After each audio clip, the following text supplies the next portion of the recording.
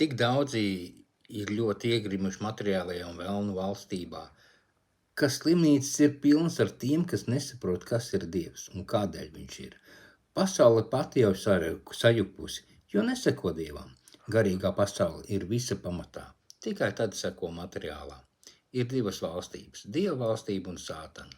Ir arī tādi, ka uzskata, ka nav nekā, un Dievs atnāca uz zemi, lai mums būtu iespēja.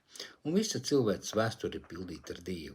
Bet cilvēks no visa cenšas atbrīvoties, cenšas veidot dzīvi pats un justies kā Dievs. Cilvēks ir sabojāts, liekulīgs, lepns, tādēļ viņš uzskata, ka Dievs nav vajadzīgs un viņa dzīvē nav tāda vajadzība. Tas ir tik tups jautājums par to, kas izdomāja Dievu, jo bez Dieva nebūtu ne visums, ne tas, kas tādu jautājumu uzdod. Cilvēku akcents ir uz miesu, nevis uz debesu valstību, bet cilvēks ir tik gudrs, bet nāvi uzvedēt nevar. Bez Dieva vispār nav jēgas eksistēt, ja nav nākotnes, un miesīgām nav iespējams saprast, kā ļaunums var tikt izdzīts no cilvēka, jo pasaulē valda gari.